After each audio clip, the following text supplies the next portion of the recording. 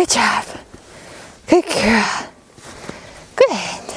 What's up, guys? I'm Lizzie. Is riding bareback bad for your horse? That is the question of the day. Now, I had a totally different video idea when I was coming out to get my horse. And then I was thinking about, I'm gonna have to go get my saddle, the saddler up. My saddle is so cold. I hate using saddles in the winter. And I don't know about you guys, but this is my bareback riding season. And I've gotten questions and people say, is bareback riding bad for the horse's back? It seems like a common question. There's not a lot of other equestrians covering the topic. And I've figured, well, let's go over it again, because I have gone over it in other videos, but not specifically on is it painful for the horse's back. And just to clarify, I've pulled this information from professional saddle fitters, plus I have a whole lot of my own experience with riding bareback. So first and foremost, does riding bareback hurt your horse? Now, there's layers to this question because there's different types of riding bareback. There's long distance, there's unbalanced riders, there is heavy work, but there's also well-balanced riders and short rides and easy work. And depending on all of those things, it can really change your outcome with your horse. So yes,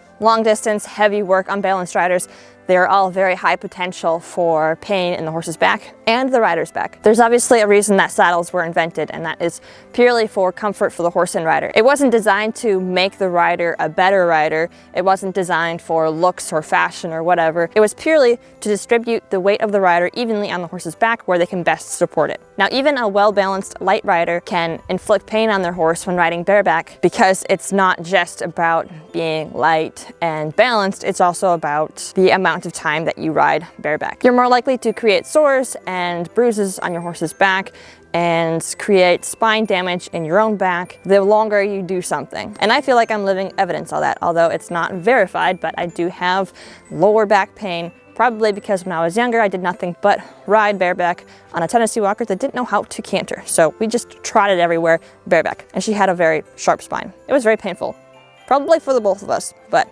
you know, I was just a little kid. I fully advocate for riding bareback in small amounts because I think it really helps your saddle seat. And it's much harder to train yourself to have a good seat when you learn in the saddle.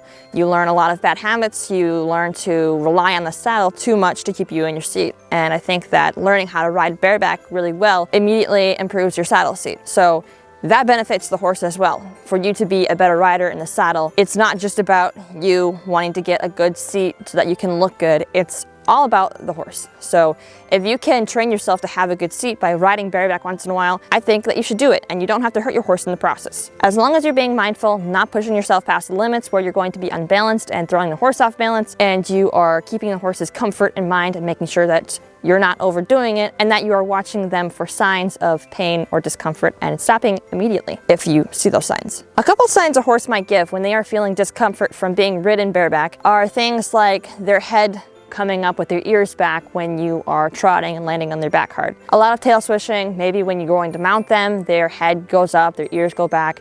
You can see it in their eyes if you know what you're looking for. Some horses will pin their ears and nip at your feet if they are feeling pain from you being on their back. So just be very aware of what your horse is trying to tell you and be considerate and don't just write it off as bad behavior. And another thing, bareback pads will not change a thing when it comes to comfort. Now, it might make it a little bit more comfortable at first for the rider, but there is no support there. There is no tree there that is dispersing your weight evenly across the horse's support area. So you're still sitting on their spine and your tailbone. Bareback pads are nothing but a cushion. And same goes for trueless saddles. Believe it or not, since they have no tree, there is nothing there that is actually supporting your weight on the horse's back. It's just more cushioning. So the best way to ensure that you're not inflicting pain on your horse when you are riding bareback is to make sure that you are sitting in their center of gravity, which in most cases is straight up from their sternum to right behind their withers. And that is where you want to be putting your weight. Sitting too far back is a common mistake when riding bareback, and that can throw off your balance and it can throw off the horse's balance, plus make it more uncomfortable for the both of you. So just make sure that you're sitting in your horse's center of balance so you're not throwing them off balance. And then obviously side to side is very important, but I think that you'll learn very quickly that if you were off balance side to side, that you come off very quickly. So it's really in the core strength and of course your thighs.